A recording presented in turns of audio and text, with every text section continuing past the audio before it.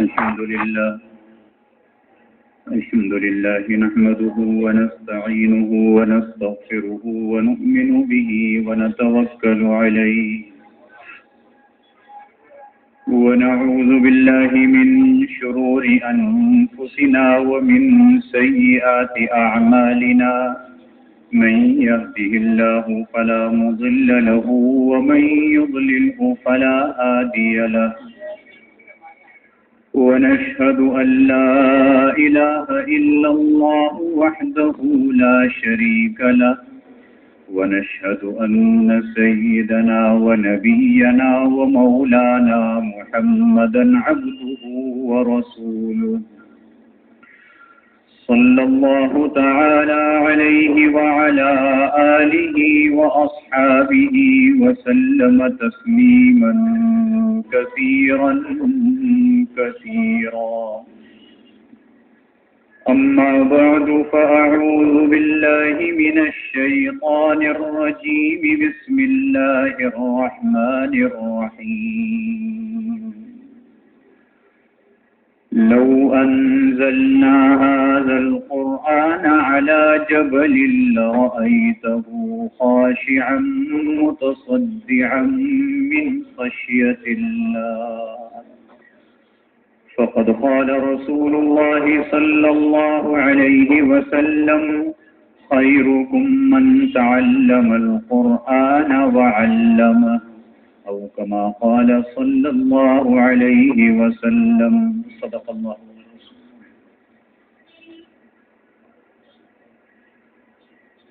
بزرگان محترم اور برادران عزیز، رمضان المبارک سے پہلے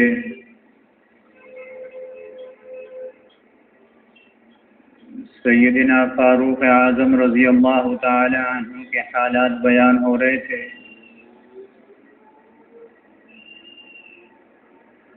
کہ کس طریقے سے انہوں نے اسلام قبول کیا. اسلام قبول کرنے کے بعد حضور اقدس صلی اللہ علیہ وسلم کے کیسے شہدائی بن گئے. حضور علیہ الصلوۃ والسلام آپ پر کتنا اعتماد فرماتے تھے. حضور علیہ الصلوۃ والسلام کے اس دنیا سے پردہ فرمانے کے بعد حضرت صدیق اکبر رضی اللہ تعالی عنہ کے زمانے خلافت میں حضرت فاروق اعظم رضی اللہ تعالی عنہ کس طریقے سے خلیفۃ المسلمین کے وزیر اور رہبر رہے. حضرت صدیق اکبر رضی اللہ تعالی عنہ نے جب اس دنیا سے پردہ فرمایا تو اپنا جانشین حضرت فاروق اعظم رضی اللہ تعالی عنہ کو بنایا اور پھر آپ خلیفۃ المسلمین اور امیر المؤمنین بن گئے.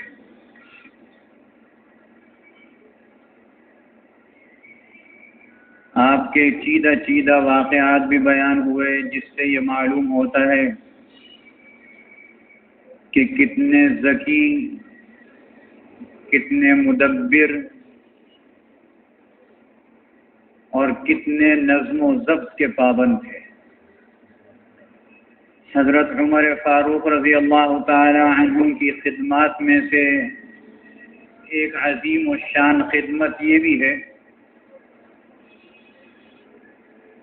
کہ دنیا اسلام میں قرآن مجید کی تعلیم کو عام کیا اور اس کی اشاعت فرمائی. حضرت ابو الدرداء رضی اللہ تعالی عنہ، حضرت معاذ ابن جبل رضی اللہ عنہ، حضرت عبادہ ابن ثابت رضی اللہ تعالی عنہ کو شام بھیجا کہ وہاں جا کر مختلف علاقوں میں، کوئی حمص میں، کوئی فلسطین میں اور کوئی کسی جگہ اپنی سکونت کو اختیار کرے اور وہاں جا کر قرآن مجید کی تعلیم کو عام کرے. یہ حضرات وہاں گئے اور بھی کچھ صحابہ کرام تھے جو دنیا کے مختلف خطوں میں بھیجے گئے. ہر 6 مہینے کے بعد، ہر سال کے بعد ان سے رپورٹ طلب کی جاتی تھی کہ قرآن مجید کی اشاعت کتنی ہوئی، تمہارے پاس پڑھنے والے کتنے ہیں، اس میں سے کتنے حافظ ہو گئے۔ حضرت ابو الدرداء رضی اللہ تعالی عنہ نے شام سے رپورٹ بھیجی کہ میں نے 1 سال کے اندر 300 حافظ بنائے ہیں، قرآن مجید کے دروس جاری کیے، اور اس میں جو قرآن مجید حفظ کرنے والے تھے، قرآن کی تعلیم حاصل کرنے والے تھے، ایک جگہ سے رپورٹ آئی کہ 300 حافظ ہوئے۔ حضرت ابو موسیٰ اشعری رضی اللہ تعالی عنہ کو مسلمانوں کی، یعنی حضرت فاروق اعظم رضی اللہ عنہ کی خلافت میں جو فوج تھی، اس فوج کے اندر بھیجا کہ جا کے ان کے اندر قرآن مجید کی تعلیم کو عام کریں اور ان سے کہیں کہ قرآن مجید پڑھیں۔ انہوں نے 2 سال کے بعد یا 3 سال کے بعد رپورٹ بھیجی کہ فوج کے اندر 10,000 حافظ ہو گئے۔ یہ قرآن مجید کی اشاعت تھی۔ اور حضرت فاروق اعظم رضی اللہ تعالی عنہ کا ایک معمول یہ تھا کہ رات کو گشت کیا کرتے تھے، یہ بات پہلے بھی آئی تھی لیکن وہ دوسرا واقعہ تھا۔ گشت کیا کرتے تھے، رات کو مسجد کھلی ہوئی دیکھتے تو فرماتے عشاء کے بعد ان سے کہو کہ جائیں اپنے اپنے گھروں میں، مسجد بند کر دو،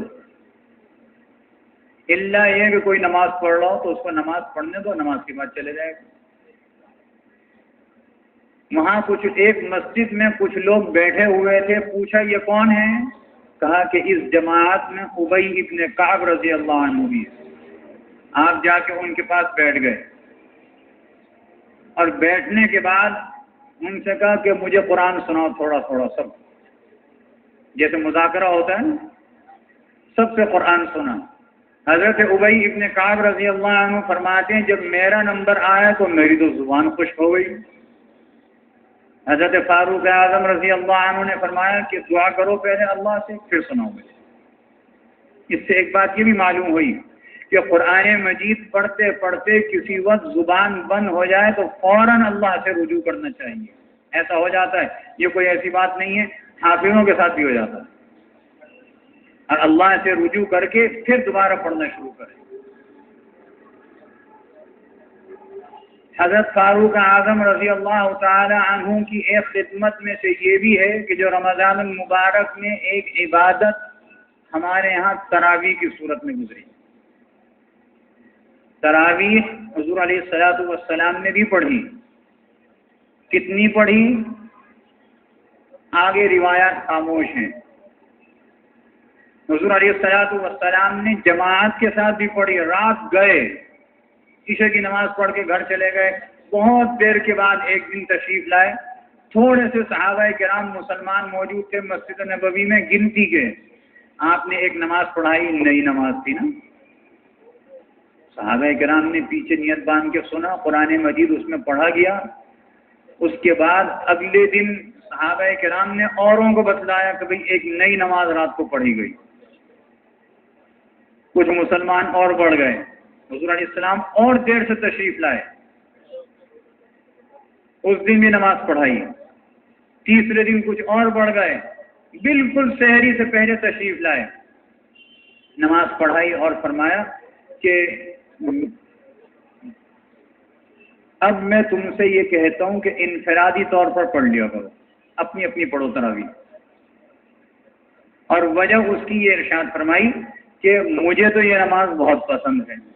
اب ظاہر ہے کہ حضور علیہ السلام نے جو وہ نماز پڑھائی تھی تو خود تو کچھ نہیں پڑھائی، وما ينطق عن الهوى ان هو الا وحي يوحى، اللہ کے رسول تو زبان سے کوئی بات بھی نہیں فرماتے جب تک اللہ کا حکم نہ ہو، چاہے جائے کہ اتنا بڑا عمل خود سے کر لیں، اللہ کا حکم تھا، اور اللہ کا حکم یہ بھی تھا کہ ان سے کہو کہ انفرادی پڑھیں، اور وجہ یہ بیان فرمائی کہ مجھے تو یہ نماز بڑی پسند ہے، اگر اللہ نے اس کو فرض کر دیا تو کتنی مشکل میں پڑ جاؤ گے، تو اس لیے خود پڑھ لیا۔ حضور علیہ السلام دنیا سے تشریف لے گئے، حضرت صدیق اکبر رضی اللہ عنہ کا دور خلافت بھی ختم ہو گیا، حضرت عمر فاروق رضی اللہ عنہ خلیفۃ المسلمین امیر المؤمنین بنے، اور اس کے بھی تقریباً پونے 2 سال کے بعد یا 2 سال کے بعد سن 14 ہجری میں حضرت فاروق اعظم رضی اللہ عنہ نے کبار صحابہ کرام سے مشورہ کر کے ایک امام کے پیچھے سب کو جمع کر دیا۔ اب دیکھیے، وہ ایک بدبخت تو پورے رمضان لگا رہا کہ رمضان کی عبادت ہی نہیں ہے۔ ہم بھی تو دین میڈیا پہ سیکھتے ہیں نا، یہ ہمارا مزاج ہے۔ ہم لوگوں کا سب کا یہ مزاج بن گیا کہ دین کو میڈیا پہ سیکھا جائے۔ اللہ کے بندے، میڈیا دین سکھانے کا نہیں ہے۔ اگر اس کے سامنے کوئی کام کرو گے اور وہ غلط ہوگا دین کا، تو وہ میڈیا منع کیسے کرے گا؟ بغیر استاد کی کوئی چیز نہیں سیکھی جاتی۔ ڈاکٹر بغیر پڑھے بن جاؤ گے، بغیر میڈیکل کالج جا کر، اور پھر میڈیکل کالج میں اس کی پوری فنون حاصل کرنے کے بعد خود بخود تم علاج شروع کر دو، معتبر ہوگا؟ نہیں، پہلے آپ کو اس کے معیار سے گزارا جائے گا نا۔ اتنے سال تک آپ پریکٹس کریں، اس کے بعد پھر آپ اس قابل ہوں گے کہ ہم آپ کو ایک سرٹیفکیٹ دے سکتے ہیں کہ یہ لوگوں کو لوٹنے کے لیے اپنا کلینک کھول سکتا ہے۔ پھر ایک سرٹیفکیٹ ملتا ہے عزت دار طریقے سے لوگوں کو لوٹنے کا، اس کے بغیر تھوڑی ہوتا ہے۔ دین چاہتے ہیں بغیر استاد کے سیکھنے۔ آپ گھر میں چھوٹے سے ہیں، آپ کا بچہ چھوٹا سا ہے، خود کپڑے پہننا نہیں سیکھتا، ماں سکھلاتی ہے۔ جب کپڑے پہننا خود نہیں آ سکتے، بغیر ماں کے سکھلائے، تو دین کیسے آ سکتا ہے؟ دین اتنا گیا گزرا ہے کہ ہم اس کو جوتی کی نوک پر رکھیں۔ ہم میڈیا سے دین سیکھتے ہیں، لگے رہے کہ تراویح تو عبادت ہی نہیں ہے، یہ تو بدعت ہے، اور ہم اس سے سیکھتے رہے۔ اور حضور علیہ الصلوۃ والسلام کی اور حضرت عمر رضی اللہ عنہ اور صحابہ کرام کی کوئی حیثیت ہی نہیں رہی اس کے سامنے نا، اس بدبخت کے سامنے۔ اس سے کوئی پوچھے کہ کیا تم اب اللہ کے نبی سے بڑے ہو گئے؟ کہتا ہے ساری روایتیں جو ہیں بالکل، وہ تو حدیث کو ہی نہیں مانتا نا۔ جب حدیث کو نہیں مانتا تو پھر باقی کیا بچا؟ حدیث کو نہیں مانتے لیکن اپنے مردے کو دفناتے ہیں۔ کیوں؟ قرآن میں کہاں آیا مردے کو دفنانے کا ذکر؟ قرآن میں کہیں آیا کہ اپنے مردے کو دفناؤ، جا کے قبر بناؤ، قبر ایسی ہونی چاہیے، اس میں اس طریقے، کہیں بھی نہیں آیا۔ صرف اتنا آیا ہے کہ مٹی دینے کی آیت بتلائی گئی، وہ بھی حدیث میں کہ یہ پڑھو، منہا خلقناکم، پہلی مٹھی ڈالتے ہوئے، دوسری دفعہ مٹھیاں ڈالتے ہوئے ومنہا نخرجکم، تیسری دفعہ ڈالتے ہوئے منہا خلقناکم، پہلی مٹھی پہ، وفیہا نعیدکم دوسری پہ، ومنہا نخرجکم تارۃ اخری تیسری پہ۔ کیا بتلایا اللہ نے؟ منہا خلقناکم، ہم کس مٹی سے پیدا ہوئے تھے نا۔ اللہ عقیدہ بتلا رہا ہے، تمہیں سکھلا رہا ہے، تم کوئی چیز نہیں ہو، 6 فٹ کے انسان، کوئی کمان تھوڑی، اس مٹی سے تم پیدا ہوئے۔ وفیہا نعیدکم، اور دیکھ لو آج یہ انسان اسی مٹی میں جا رہا ہے، تم بھی اسی میں جاؤ گے۔ اور پھر دیکھو ومنہا نخرجکم تارۃ اخری، جس کو دفنا رہے ہو تم بھی جب اس میں دفن ہو جاؤ گے، اسی مٹی سے دوبارہ اٹھائے جاؤ گے قیامت کے دن۔ یہ عقیدہ دوبارہ ہمارا ازبر کرایا جا رہا ہے۔ کیسا یہ اسلام اور دین ہے ہمارا، قدم قدم پر ہمیں ہماری اصلیت یاد دلا رہا ہے، اصلیت۔ اور بات یہ ہے کہ جس کو اپنی اصلیت یاد ہو وہ کبھی گمراہ نہیں ہو سکتا نا۔ حضرت مولانا اشرف علی صاحب تھانوی رحمۃ اللہ علیہ نے لکھا ہے کہ ایک نوجوان جو تھا وہ بڑا اکڑ کر، بڑا پاؤں مار کر زمین پر چل رہا تھا، اور چلا ہوا جا رہا تھا۔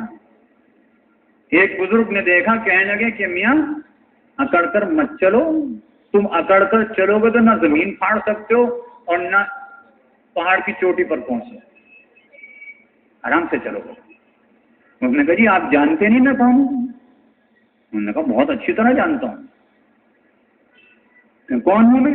کہنے کہ تم وہ ہو کہ پانی کے ایک گندے قطرے سے پیدا ہوئے، کپڑے پر لگ جائے تو ناپاک، بدن پر لگ جائے تو ناپاک، انسان جو ہے وہ طہارت سے نکل جاتا ہے۔ اور تمہاری اصلیت یہ ہے کہ اس وقت تمہاری اصلیت یہ ہے کہ تمہارے جسم کے اندر 1.5 سیڑ 2 سیڑ 2.5 سیڑ غلاظت موجود ہے۔ اللہ کا کتنا شکر ہے کہ پردہ فرما رکھا ہے، ورنہ تمہارے قریب بھی کوئی نہ بیٹھے۔ اور تمہارا مستقبل یہ ہے کہ تم ایک دن ختم ہو جاؤ گے، مٹی میں مل جاؤ گے، ہڈیاں بن جاؤ گے، تمہارا کوئی وجود ہی نہیں ہوگا۔ اور پھر اس کے بعد وہ آخری نتیجہ یہ ہوگا، پھر اسی مٹی سے نکالے جاؤ گے۔ میں تو تم سے زیادہ جانتا ہوں۔ قدم قدم پر اللہ نے بتلا رہا ہے۔ تو جس کو اصلیت یاد ہو وہ کبھی گمراہ نہیں ہوا کرتا۔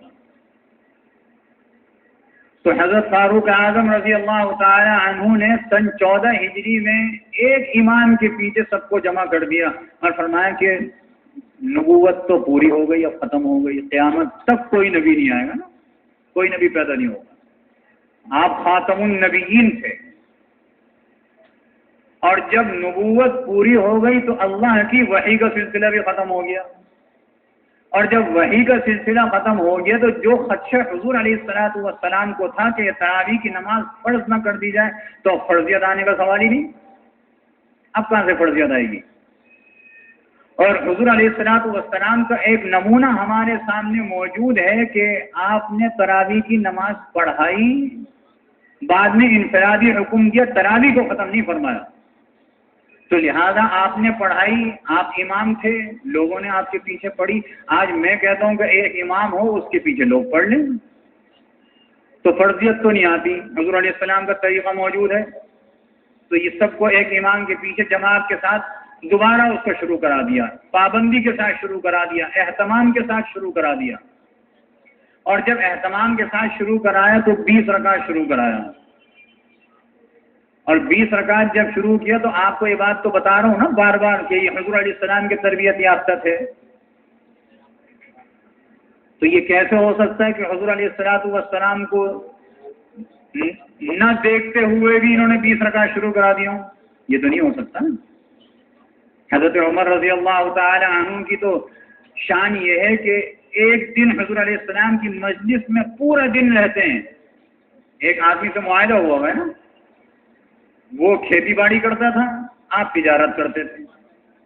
معاہدہ یہ ہے کہ ایک دن وہ کھیتی باڑی کرنے اپنے کام سے جائے گا، میں یہاں رہوں گا۔ حضور علیہ السلام پورے دن میں کوئی بات بتلائیں گے، میں تم کو بتلاؤں گا نا۔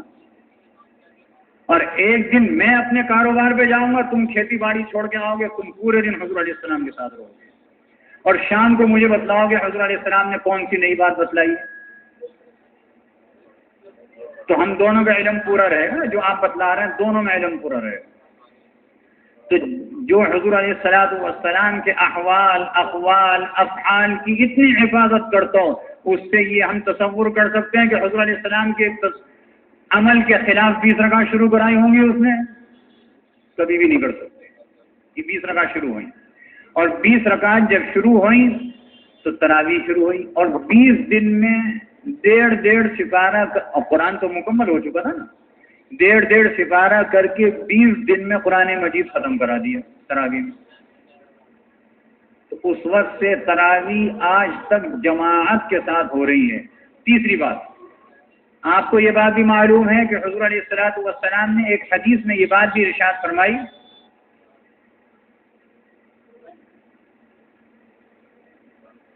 ایک طویل حدیث ہے، آپ نے فرمایا کہ میرے دنیا سے جانے کے بعد فتنوں کے دروازے کھلیں گے، ایک سے ایک بڑا فتنہ آئے گا۔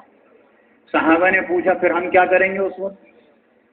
تو آپ علیہ السلام نے ارشاد فرمایا اس وقت یہ کرنا کہ میری اور میرے ہدایت یافتہ خلفائے راشدین کی سنتوں اور طریقوں پر عمل کرنا، کبھی گمراہ نہیں ہوگا۔ وظیفہ بھی ایسا بتلا دیا کہ میری سنت پر، میرے خلفائے راشدین کی سنت پر عمل کرو گے تو کبھی گمراہ نہیں ہوگے، راستے سے نہیں بھٹکو گے۔ اور فرمایا کہ اس کو اس طریقے سے داڑھوں سے پکڑ لینا، نواجذ ساری داڑھوں کو کہتے ہیں، اس طریقے سے پکڑ لینا جس طریقے سے ہم بوٹی کو داڑھوں کے بیچ میں رکھتے ہیں نا، کیسے مضبوطی سے، اس طریقے سے مضبوطی سے تھام لینا۔ تو پتہ چلا حضور علیہ الصلوۃ والسلام کا طریقہ اور سنت ہو، خلفائے راشدین کا طریقہ اور سنت ہو، یہ بعین ہی حضور علیہ الصلوۃ والسلام کا طریقہ، آپ اس سے راضی ہیں۔ تو حضرت فاروق اعظم رضی اللہ عنہ کی خدمت یہ کہ تراویح میں قرآن مجید شروع کرایا، باقی خدمات انشاءاللہ آئندہ عرض کی جائیں گی۔ یہ چند سوالات آئے ہیں، یہ فرماتے ہیں کہ کیا لوگوں کو پھلانگ کر دوسری صف میں آ کر دو آدمیوں کے درمیان زبردستی جگہ بنا کر بیٹھنا صرف دوران خطبہ ہی ممنوع ہے؟ یعنی مطلب یہ کیا اس کے علاوہ بھی دوران خطبہ اور خطبے کی اذان کے بعد آنے سے تو شریعت نے منع کیا ہے، چاہے جگہ موجود ہو تب بھی منع کیا ہے کہ آدمی پیچھے بیٹھے، ورنہ اس کی نماز میں اثر پڑے گا، اس کا ثواب ختم ہو جائے گا اور بعض فقہا فرماتے ہیں نماز بھی نہیں ہوگی۔ دوسری بات یہ ہے، ایک عام مجلس ہے، ہم کسی تقریب میں گئے اور ہم ایک ٹیبل پر چاروں طرف کرسیاں لگائے بیٹھے ہیں اور اس کے درمیان کوئی جگہ نہیں ہے اور کوئی آدمی آ کے زبردستی گھس جائے، آپ کو کیسا لگے گا؟ جو اس وقت آپ کو لگے گا وہ ہر مجلس کا حکم ہے کہ اگر اس مجلس میں جگہ نہ ہو اور زبردستی کوئی آ کر بیٹھے تو ناجائز ہے۔ ہاں جگہ ہو تو آ جائے، کوئی حرج کی بات نہیں ہے، اس میں کوئی حرج کی بات نہیں، بلکہ پھر یہ فرمایا گیا کہ اگر تم بیٹھے ہوئے ہو اور تھوڑی سی بھی جگہ ہو تو تھوڑا سا کھسک جاؤ، اس کو جگہ دے دو۔ اور بعض صحابہ کرام تو اس کے لیے ایسا کیا کرتے تھے، جگہ نہیں بھی ہوتی تھی تو تھوڑا سا اپنے آپ کو، اپنی بیٹھنے کی ہیئت کو بدل لیا کرتے تھے، چاہے جگہ نہ نکلے، فرماتے تھے سنت کا ثواب تو مل ہی رہا ہے۔ یہ عام وقت کی بات ہے، لیکن اذان کے بعد آنا یہ شریعت نے منع کیا ہے۔ ایک سوال یہ ہے کہ جو قرآن مجید موبائل سے پڑھا جاتا ہے اس میں شیشہ ہوتا ہے، سوال یہ کہ موبائل سے قرآن شریف بغیر وضو کے پڑھ سکتے ہیں، لیکن قرآن مجید کو ہاتھ لگا کر جو قرآن مجید پڑھا جاتا ہے، یہ اس پر انگلی رکھ کے جو پڑھا جاتا ہے، قرآن مجید کو دیکھ کر جو پڑھا جاتا ہے، اس کی بات الگ ہے، اس کے لیے حکم یہ کہ وضو بھی کرے۔ موبائل قرآن نہیں ہے، موبائل کو کوئی قرآن کہتا ہے؟ کوئی بھی نہیں کہتا۔ قرآن کو سب قرآن کہیں گے، اس کو موبائل کوئی نہیں کہے گا۔ موبائل تو اصل میں دوسری چیز ہے، اس میں ایک سہولت یہ مل گئی کہ سفر میں جا رہے ہیں، ہم پڑھ رہے ہیں، کوئی حرج کی بات نہیں، پڑھ سکتے ہیں، اس کے لیے وضو شرط نہیں ہے کیونکہ یہ قرآن نہیں ہے، اور وہ غائب بھی ہو جاتا ہے، اسکرین سے غائب ہو جاتا ہے، اور قرآن مجید اپنی جگہ موجود ہے۔ باقی انشاءاللہ آئندہ جمعے میں سوالات کے جوابات دیے جائیں گے۔ وآخر دعوانا الحمد للہ رب العالمین۔ سنت پڑھ